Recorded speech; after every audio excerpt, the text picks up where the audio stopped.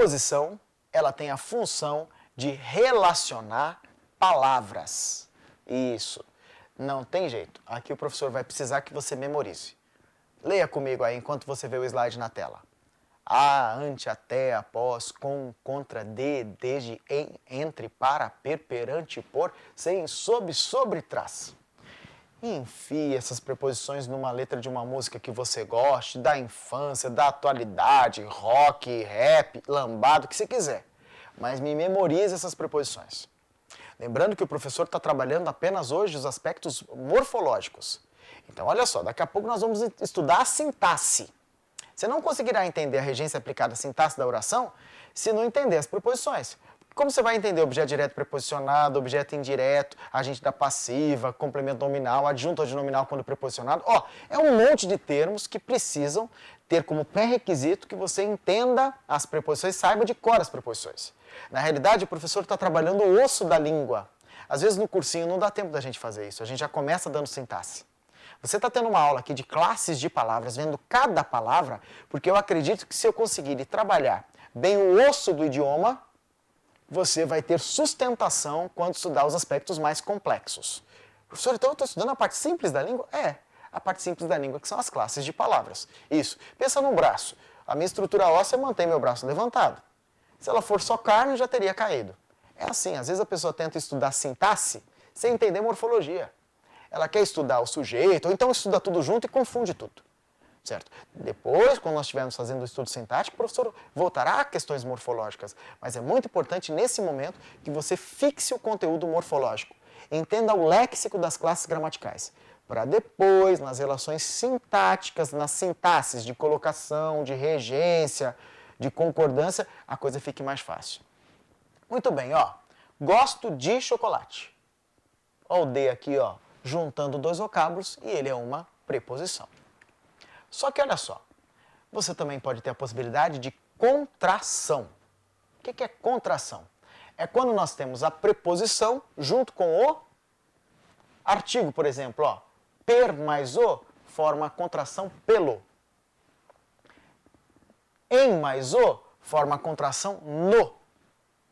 De mais a forma a contração da. Em mais as forma a contração nas. Em mais um forma a contração num. Você também pode juntar o em mais o esse e formar o nesse. O de mais o demonstrativo isso e formar o disso. O em mais o aquilo e formar o naquilo. Para ver se você está entendendo, peço que faça o exercício 3 da ESAF. Aqui comigo, ó, vamos na correção. A expressão pelo contrário tem como correlata no sentido e na forma a expressão ao contrário? Certo, é o gabarito. Por quê? Pelo é per mais o. Ao é a mais o. São contrações, mais o vocábulo contrário, indicando a mesma coisa. Então, mantém a semântica e lexicamente é a mesma coisa. O léxico é igual. Beleza. Certo? É o gabarito da letra E. Se você observar, o professor não está fazendo agora A, B, C ou D, porque eu peguei esse mesmo exercício da ESAF e à medida em que nós fomos vendo cada matéria, o professor foi trabalhando cada item. Preposição em situação de paralelismo. Ó. Gosto de praia, sorvete, pessoas legais. Tá certo. Porque o de serve para tudo. Eu gosto de praia, gosto de sorvete, gosto de pessoas legais. Então eu não preciso repetir. Posso, mas não preciso. E ele serve para tudo. Agora eu não posso falar gosto da praia, piscina e clube. Gosto da praia e clube. Não. Gosto da praia e do clube. Certo? Por que isso, professor? Porque o A puxa o praia e o O puxa o clube. Então, D mais A, D mais O. Então, nós temos um erro de paralelismo quanto à contração. Paralelismo tem várias nuances, tem várias facetas. Aqui o professor está trabalhando um aspecto do paralelismo ligado a esse caso da contração.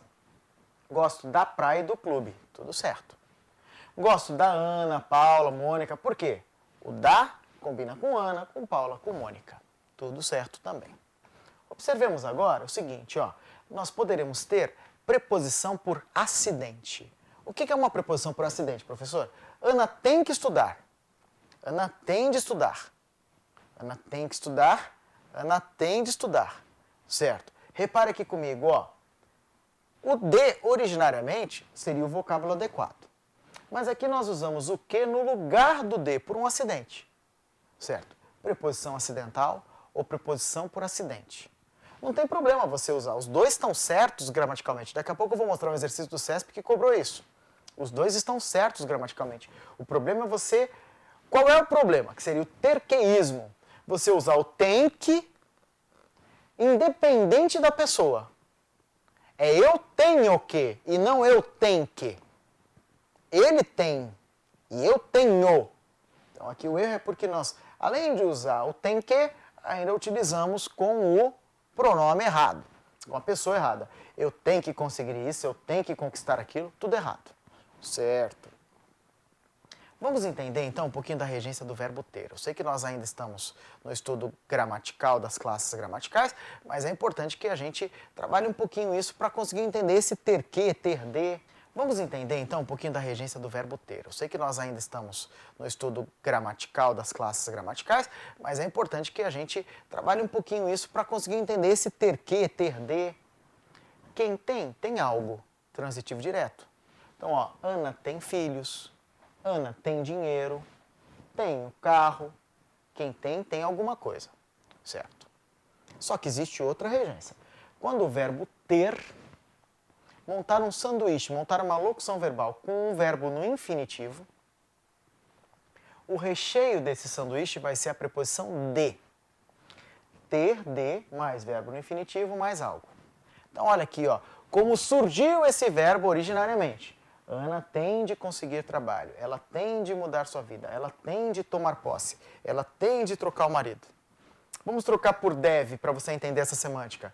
Ana deve conseguir trabalho, ela deve mudar sua vida, ela deve tomar posse, ela deve trocar o marido. Então é ter de no sentido de dever, certo? Na atualidade, o que nós temos feito? Colocado o que no lugar. Ana tem que conseguir trabalho, ela tem que mudar de vida, ela tem que tomar posse, ela tem que trocar o marido.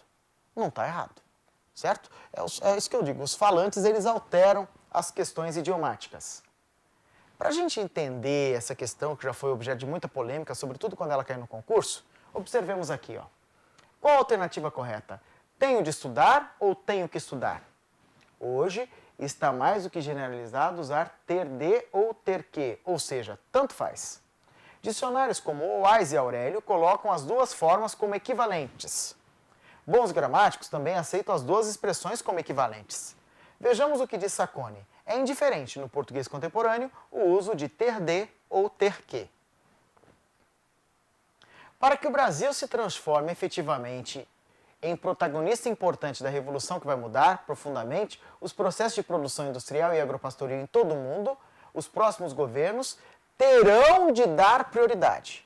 Terão de dar prioridade absoluta aos investimentos em inovação e ao desenvolvimento tecnológico. Provinha da Advocacia Geral da União. Certo, para a gente, agora em 2010. Então eu quero que você julgue esse item com certo ou errado.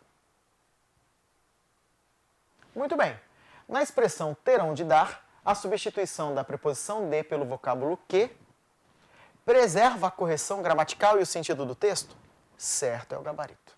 Eu quero aproveitar para trabalhar um dado muito importante na resolução de provas do CESP. O que vai ser trocado geralmente vem entre aspas. E o que é proposto como troca, não. Vem corrido. Então tem que ler atentamente para entender qual é o pedacinho que eles estão pedindo para colocar ali. Certo. Tudo bem? Então, ó, o de, aqui entre aspas, pode ser trocado pelo vocábulo que preserva. Não é vocábulo que preserva. Vocábulo que preserva a correção gramatical. Atenta na leitura para não confundir o que eles estão pedindo para você trocar. Olha aqui, ó. Necessito de mudar o cabelo.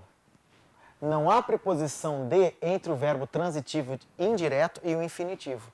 Então, eu necessito mudar o cabelo. Mas você pensa assim, Jonas, mas quem necessita, necessita de algo. Necessito disso.